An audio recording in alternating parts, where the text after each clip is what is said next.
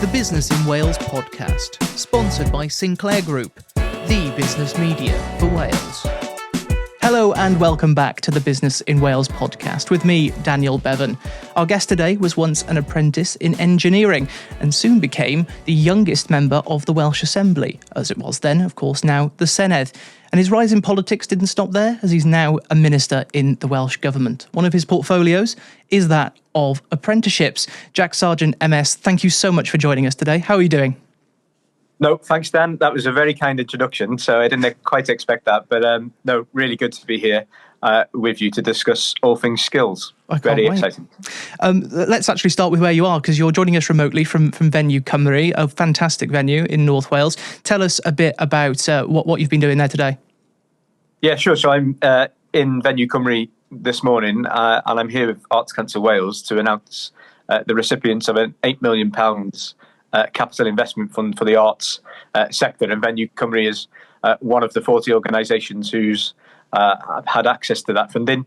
A really important fund for the sector, and really proud to be able to deliver that on behalf of the Welsh Government. So a good news day today for Llandudno, for Venue Cymru, and indeed for arts organisations across Wales.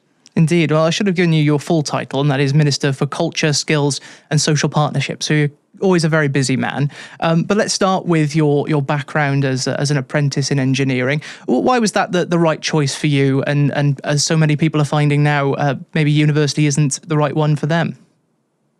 Well, to be quite honest, I didn't really know what I wanted to do. And I think that's probably the case for lots of people who are having to make really big decisions on their futures there.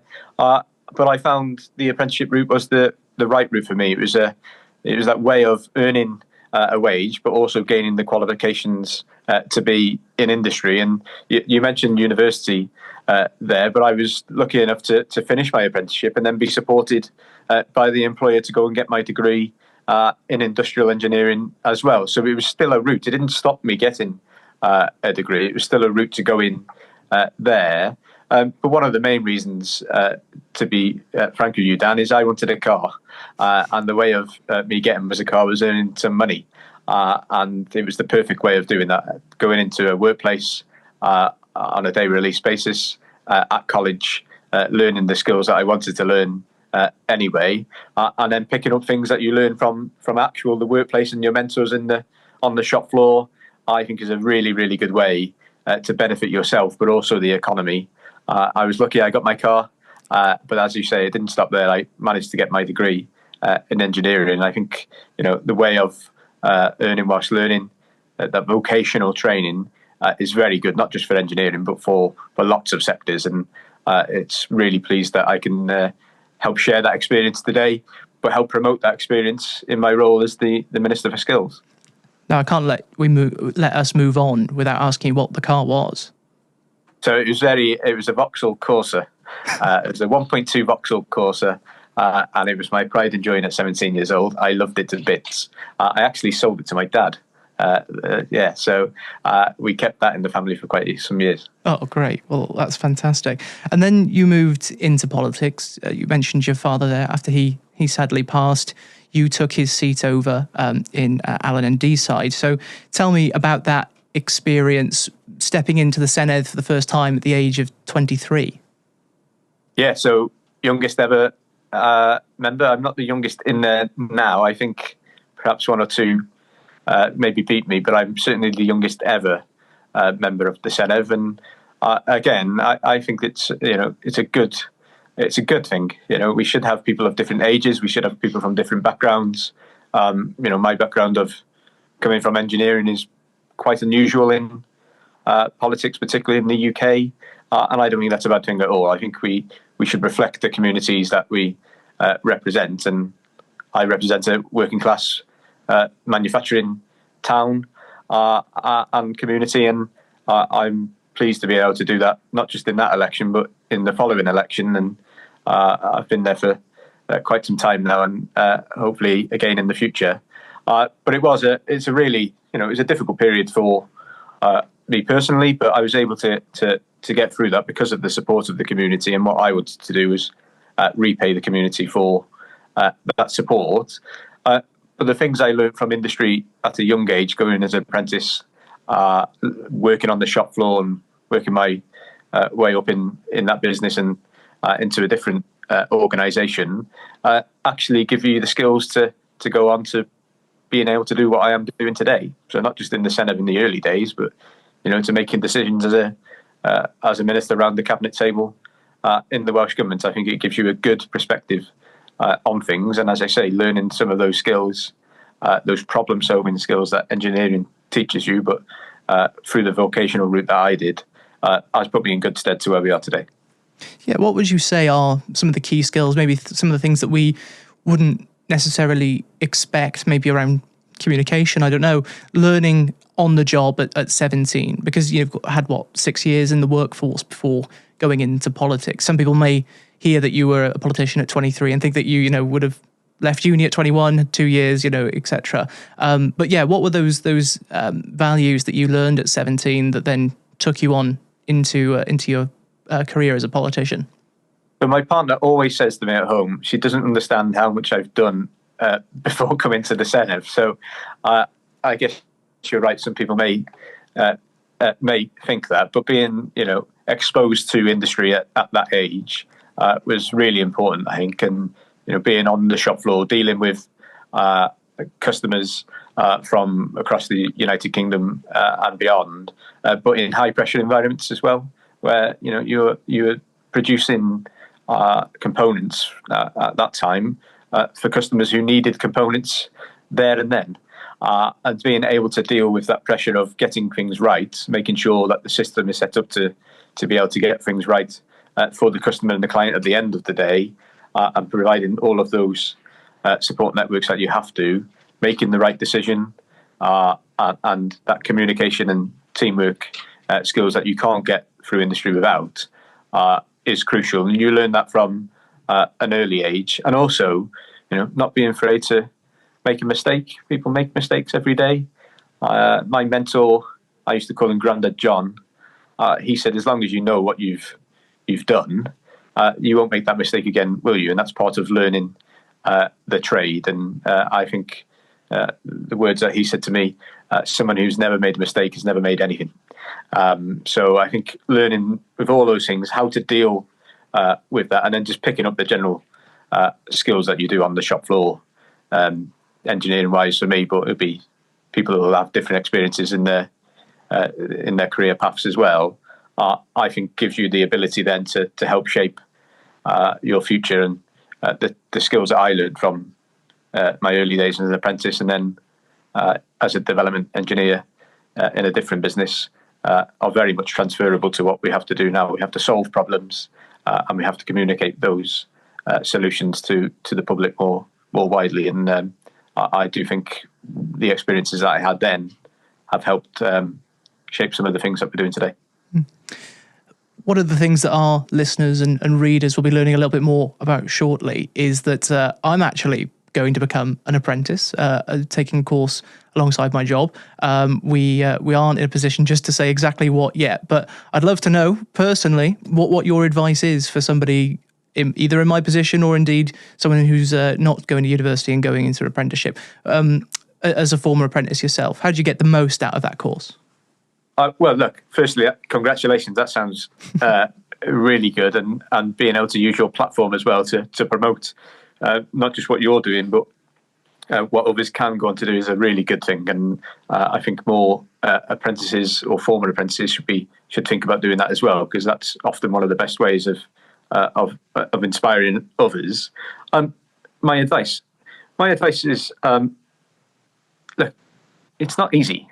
Being an apprentice isn't easy. You've got to deliver all of the things that you've got to do for your qualification, and you've got to deliver for the industry and the business that you work in. So I think you get out of what you put into an apprenticeship. So if you put the hard work in and put the effort in, listen to your mentors, you do all of the things that you need to do to gain your qualification, then I think you'll get something out the end of it. You'll have the skill set, you'll have your time in industry, and then you can use those skills that you've built up through that period either to enhance your career going forward, or I'm a completely different career to what I started in, but those skills that I learned during that period are still the skills that I'm using today. So my advice, I think, is put in what you can. If you put the effort in, you will get something out of it. And then, once you've done that and you're able to share your experiences with others and support the apprentices of tomorrow, because that's the one way of supporting the community around you and certainly growing the economy in Wales. But it's not easy, and I think you have to reflect on that as well. But if you've put the effort in, have that support network around you, then I think any apprentice will go far. I do look forward to sharing that experience. So more to come on that. Do you think that you've ever experienced any disadvantages or maybe people turning their nose up at the idea that you were a former apprentice? I know for a fact that there was an article in the Times that seemed to, when talking about your role as a culture minister, seemed to use the phrase that you were a former engineering apprentice almost in a derogatory sort of way. But do you experience that in your day-to-day life in any way? Not particularly, no. And do I feel I've been disadvantaged for being an apprentice? No, I haven't. I speak to my friendship group now. I was one of 10 friends who remain friends from school now. I was the only one to do an apprenticeship. If you were to ask them now, would they to go down the same route as they did? One or two would say yes, it's worked out really well for them. The others probably unsure, but there'd be a good number of them who said, actually, and they have said to me, I wish I did what you did. So no, I don't think it has. You reference an article. I don't get that on a daily basis. I think that I have clearly had that. You've picked up the Times article there, and I agree. I do think it was said in that way, and I absolutely disagree with that article and the experiences that I've had. As I've already described, I think it puts us in good stead having those experiences and reflecting the community. There's not many people who are engineers or former apprentices in politics in the UK in particular, and there should be more. We should reflect the communities that we represent and have those experiences on the floor of Parliament and making decisions in government. So I didn't agree with the Times article, but you probably expect me to say that, and you may have heard me say that before. Yeah, indeed. Sinclair Group has been part of the motor industry for over 80 years. That's not just a number, it's generations of trust built on shared values, because family isn't just who you're born to, it's who you choose to stand with, and that's what matters to us. We offer new and approved used vehicle sales and service for some of the world's biggest motor brands, and trust, that's at the heart of it all. So whether you're starting your journey or continuing a legacy, visit sinclairgroup.co.uk. Belong for good. Of course, we are in September at the minute, and a lot of people will be going to uni, perhaps because they didn't know exactly what they wanted to do, were in your position but took a different path. What would you say to somebody who's maybe doing their A-levels at the minute or indeed their GCSEs and don't think that going on to do their A-levels is the right thing for them, but they feel like they need to because that's what most people do? So this isn't about putting apprenticeships above the more traditional routes and going to do A-levels or and university in that way. I don't think that's the case at all. I think it's making sure that it's right for the person themselves, and an apprenticeship or a traditional college course and traditional university course. We want them on an equal footing because they are, and all I want is for students who are in school now or have, we just had students who've got their GCSE results. We just had students who've got their A-level results. When they are considering their next steps, these are big decisions that you have to make at a young age. When you're considering those next steps, just let apprenticeships be part of that conversation as well.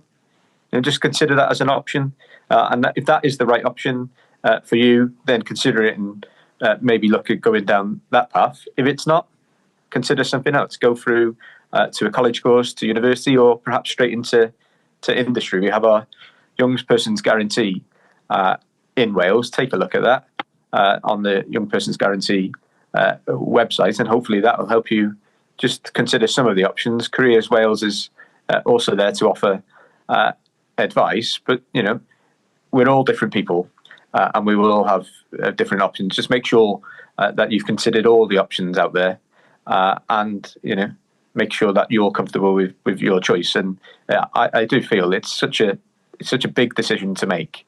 And as I say, I didn't know what I wanted to do at that particular time. I found the apprenticeship route was the right thing for me. I just said some of my mates would have wished they would have done that. I'm seeing a friend later on today who very much wishes he would have done exactly the same. If he could do it again tomorrow, he would do exactly the same. And he has just got a new job in running a laboratory in the NHS. So he's doing equally as really, really well, but going down the traditional university route and then his master's degree as well. So it's no one-size-fits-all approach here, but when you're considering these things, just have all the tools in the armoury that you need.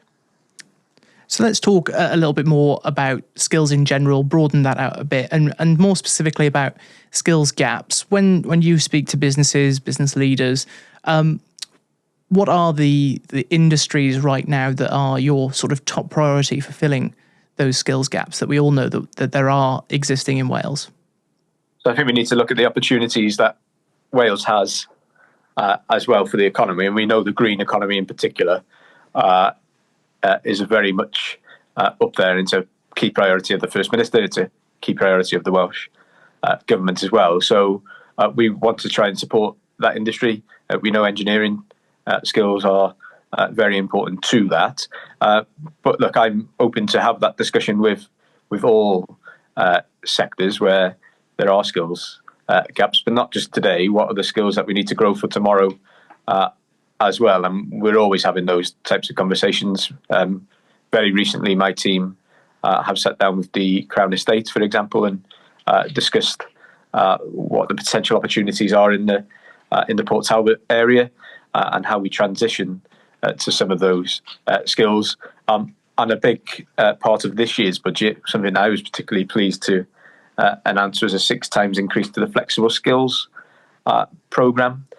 And what that does is looks at the people already in the workplace, already in your business, looks at upskilling or training them in a different area. It's very flexible. It has to go through a criteria to get match funded, but it's all led by the business and industry need. And I think that's one way of overcoming some of the challenges that you're talking about. It's a very good program, and if any of your listeners who run organisations or are employees of an organisation, I think they should have a look at that, because that might help you into the next phase. Of course, business leaders will say to you, I'm sure, but certainly when I speak to them, say to me, it's very difficult to get involved in those types of schemes because we don't know if there's still going to be funding for them this time next year with the election coming up. Is it something that, particularly with the FSP, is that something that will, you think, carry on? So I think it's a very good programme. We've increased it 6 times this year. I'm very sorry to your listeners. I'm not going to be able to give you an indication of what comes after the election. My party will set out a manifesto with some clear commitments in there on skills, I'm sure, and that will go to the public, and we'll see what other parties will do. I wouldn't be able to comment on that. But what I would say to your listeners is funding available now. So have a look at the Flexible Skills Programme in particular, because there is money available to be allocated now, and I think it's definitely worth looking at. Have a conversation. There's funding already been allocated to key areas of this programme, so it's a successful programme, and it may be something there where your business can be supported too. So no, I'm not going to go into after the election, but certainly in the immediate, I think it's worth looking at. We'll come back to the Senate election in just a moment. There are a couple of other points on skills that I wanted to bring up with you. One of them being brain drain, which certainly is something that maybe is a couple of years old in terms of being a buzzword, but it's still true, isn't it, that a great deal of some of our best and brightest young people see their opportunities being elsewhere in the UK or indeed abroad. The most recent stats that we could find was just over 14,000 people in 21-22 from Wales studied in England. Is it a goal of yours to try and keep those people studying in Wales, meaning that they will more than likely stay in Wales to work? So I think we have to provide opportunities for people to experience all of the things that they want to experience, but we shouldn't stop people going to other countries or other universities either. But very much so, look, we want to grow our economy in key areas. The green industry in particular is one that I'm very focused on, and the government is. I look what in my portfolio as well, the creative industries. We do some fantastic things. We are really, really pushing ahead in the creative industries, bringing some of the biggest productions to Wales, and we want a workforce that reflects that as well. So no, I don't think it's just the case of letting people go. If people want to make a decision where that's where they want to go, then that's a decision for them. We want to give opportunities to people to be able to stay in Wales and to learn in Wales and to work in Wales, and that's what we're working very hard to do. Sinclair Group has been part of the motor industry for over 80 years. And in that time, we've learned it's not just about cars, it's about the impact we leave behind. We believe in driving change, supporting the people around us where we live and work. Because when our communities thrive, we all do. We offer new and approved used vehicle sales and service for some of the world's biggest motor brands. But what drives us goes far beyond the road. So whether you're starting your journey or continuing your legacy, visit sinclairgroup.co.uk. Belong for good. And I know that you've obviously had the funding from the UK government for the Trailblazers scheme, part of the Get Britain Working campaign that the UK government is running. There is a big focus, isn't there, on the people who aren't currently active in the workforce and seeing if there are roles for them, and perhaps even a push towards it with cuts to benefits. Is that something that you think would really unlock the Welsh economy? Is the issue that people who could work potentially aren't at the minute? So I think it's really important to get people who can't work and who want to be in work into the workplace. And I think the Trailblazers programme is one way of supporting people to do that. So there's a scheme as part of the Trailblazer £10 million investment from Welsh and UK government, just down the road from where I am today in Rhyl, in work in Denbighshire, that looks at exactly that. Blaenau Gwent and Neath Port Talbot too. And it's all about learning, isn't it? So those people who perhaps have had some challenges, maybe with the health or other things, but then want to get back into the workplace, how do we do that? And the Trailblazers programme offers us the experience to understand how best we can do that in certain areas, to be provide flexibility that the individual need to get them in the workplace. And look, we all know the benefits of being in work, both for the economy but for the individual themselves. So I think it's a very good programme that we're in partnership with the UK programme. We have 3 Trailblazers in Wales as part of that investment. There's more across the UK, and we'll want to do that learning with the programmes across the UK as well. So in the future, we can set programmes that do help people get into work, because I think that's what people want. I suppose it is a fine balance, though, isn't it? Because you don't want to feel like you're pushing people who perhaps can't work or shouldn't be working, because as you referenced, their health may not be, they may not be healthy enough to do that. But changes to the way the benefits work as a result of that are inevitably going to be pushing people who are poorest in society into those positions. So how do you balance that whilst also trying to capture the people who do want to get into work? Well, I think it's important, isn't it, to support those people who do want to get into work and who can go into work, to be supported through a system like a Trailblazer programme that helps them with the support that they need to be able to get to the place where they want to be.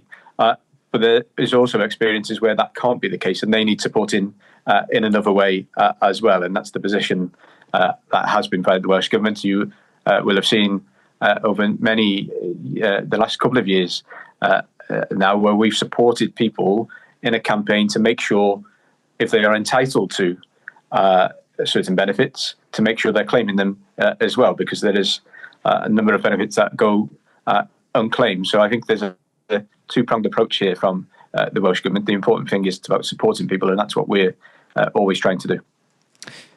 I said that we'd come back to it. We can't have a Welsh Government minister on without talking about the upcoming Senedd election. It's no secret that it could end up being a very difficult time for you and your party. Is the feeling in the Welsh Labour Party at the moment, especially with polls being as they are, that how do I say? Is there panic stations at the minute? No, we're not panicked at all. I don't see that being the case. What we've got to do, we're in government and we've got a job of delivering in government, and that's all the ministers and cabinet secretaries focus. It's the focus of the First Minister to deliver for the people of Wales. We've done that for quite a long time now, and we want to go and stand on our record of what we have delivered in the election next time. And what we will do is set out a manifesto, pledges to the people of Wales that the people of Wales can trust, to trust us that we can go on and deliver them in the next Senedd term, and it will be for the people of Wales to decide on the future of the next Senedd and the future of the next Welsh Government. But no, I'm not panicked by polls. There's lots of polls that go around. Some say different to other ones. So I don't think we're in panic stations at all. We're going on with the job of delivering the government's priorities, which are the priorities of the people of Wales. And I look forward to the Senedd elections in not too distant future. You've talked there about your record and standing on that, but people will be very well versed in the fact that Wales still has huge issues when it comes to the economy and education when it compares to the other nations in the UK. What do you say to people who sympathise with the feeling that actually what Labour has been in power for more than a quarter of a century, and that actually change might be needed? Well, we'll set out, won't we? I'm not going to go into what the future offer is, but if you just look at some of the things we've managed to deliver, we're here talking about skills. The apprenticeship system in Wales is a good news story, and we will have supported 100,000 apprentices across the country, in every part of the country, in every constituency, by the time of the next Senedd election. So that's just one action that we've taken. You look at things like free bus passes, you look at things like free prescriptions. These are all political choices that we have made as governments that benefit communities. And we have a job to do of selling our story to the people of Wales on what we have delivered. But we also have a story going forward about what we will deliver. And I'm not here today to talk about what we will deliver in the future. The job is delivering the government's priorities today, and there'll be space to talk about what the future offer will be. And I will be very proud to stand on our record, and I'll be very proud to stand on the future manifesto that we put to people across the country in seek of their support in the next election. Sinclair Group has been part of the motor industry for over 80 years, and we've never stood still. Because for us, it's not just about where we've been, it's about where we're going. We believe in progress, embracing innovation, investing in technology, and moving towards a more sustainable future for everyone. We offer new and approved used vehicle sales and service for some of the world's most forward-thinking motor brands. But our drive is always to the future. So whether you're starting your journey or continuing your legacy, visit sinclairgroup.co.uk. Belong for good. Well, Minister, we very nearly have come to the end of our time together. However, I always ask the same question at the end of every single podcast, which is, if you had any advice for your younger self, what would it be? Do I have any advice to my younger self? I really don't know. I would probably say, just make sure you're comfortable in doing what you're doing at all times. I think I do that quite well. And just make sure you surround people who are of that supportive but also sometimes challenging environment, and then listen to others. You have to heed advice when advice is given. as well. And I think if you stand by your principles, then you can't go far wrong. But making sure that you're okay with the things that you're doing is the right approach. And I think I do listen to that. So I probably would just repeat that back to myself. Wonderful. Well, Jack Sargeant, MS, Minister for Culture, Skills and Social Partnerships. Thank you so much for being on the Businessin Wales podcast, and hopefully we'll have you back on soon. Great. Diolch yn fawr. The Businessin Wales podcast, sponsored by Sinclair Group, the business media for Wales.